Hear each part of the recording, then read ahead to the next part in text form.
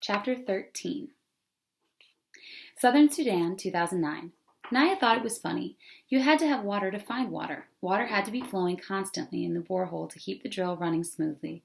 The crew drove to the pond and back several times a day. The pond water was piped into what looked like a gigantic plastic bag, a bag big enough to fill the entire bed of the truck.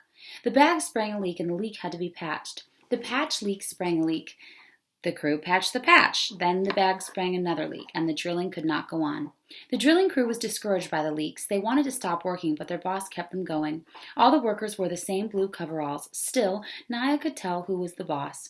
He was one of the two men who had first come to the village. The other men seemed to be his main assistant. The boss would encourage the workers and laugh and joke with them, and if that didn't work, he would talk to them earnestly and try to persuade them. And if that didn't work, he would get angry. He didn't get angry very often. He kept working and kept the others working too. They patched the bag again, and the drilling went on. Ethiopia, Sudan, Kenya, 1991 to 1992. Hundreds of people lined the riverbank, and the soldiers were forcing some of them into the water, prodding them with their rifle butts and shooting in the air. Other people, afraid of the soldiers and their guns, were leaping into the water on their own. They were immediately swept downstream by the powerful current. As Salva crouched on the bank and watched, a young man near him plunged into the water. The current carried him swiftly downstream, but he was also making a little progress across the water. Then Salva saw the telltale flick of a crocodile's tail as it flopped into the water near the young man. Moments later, the man's head jerked oddly twice. His mouth was open, and perhaps he was screaming, but Salva could not hear him over the din of the crowd and the rain. A moment later, the man was pulled under, and a cloud of red stained the water. The rain was still pouring down, and now bullets were pouring down as well. The soldiers started shooting into the river, aiming their guns at people who were trying to get across. Why are they shooting at us? Salva had no choice. He jumped in the water and began to swim, and a boy next to him grabbed him in the neck and clung to him tightly. Salva was forced under the surface without time to make more than a quick, shallow breath. Salva struggled, kicked, and clawed. He's holding on to me. I don't have any air left. Suddenly, the boy's grip loosened, and Salva launched himself upward. He threw his head back and took a big gulp of air, and for a few moments he could do nothing but gasp and choke. When his vision cleared, he saw why the boy had let go.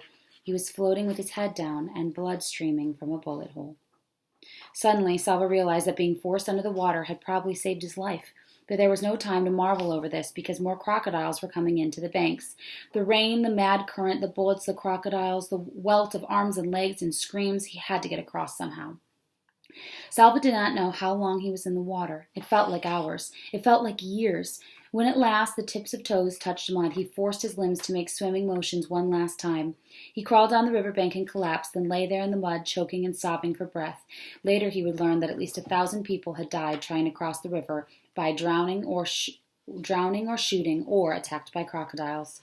How was it that he was not one of those 1,000? How was it and why was it that he was one of the lucky ones? The walking began again. Walking, but to where? No one knew for sure. Where was Salva supposed to go? Not home. There's still war everywhere in Sudan. Not back to Ethiopia. The soldiers would shoot us. Kenya. There's supposed to be refugee camps in Kenya. Salva made up his mind. He would walk south to Kenya. He didn't know what he would find once he got there, but it seemed to be his best chance.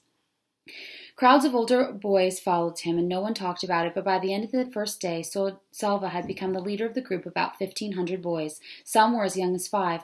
Those smallest boys reminded Salva of his brother Kul, but then had an astounding thought. Kul isn't that age anymore. He's a teenager now. Salva found that he could only think of his brothers and sisters as they were when he had last seen them, and not as they would be now. They were traveling through a part of Sudan still plagued by war. The fighting and bombing were the worst during the day, so Salva decided that the group should hide when the sun was out and do their walking at night. But in the darkness, it was hard to be sure they were headed in the right direction. Sometimes the boys traveled for days, only realized they had gone in a circle. This happened so many times that Salva lost count. They met other groups of boys all walking south, and every group had stories of peril, boys who had been hurt or killed and attacked by wild animals, or left behind or too weak or sick to keep up.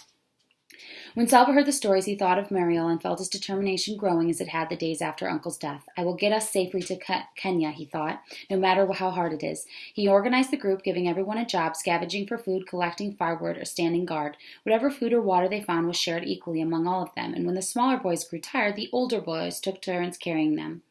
There were times when some of the boys did not want to do their share of work, and Salva would talk to them and encourage them, coax them, and persuade them. Once in a while, he had to speak sternly or even shout, but he tried not to do this too often. It was as if Salva's family were helping them, even though they were not there. He remembered how he had looked after his little brother, but he also knew what it felt like to have to listen to older ones, Eric and Ring. He could recall the gentleness of his sisters and the strength of his father and the care of his mother. Most of all, he remembered how Uncle had encouraged him in the desert. One step at a time, one day at a time, just today, just get through this day.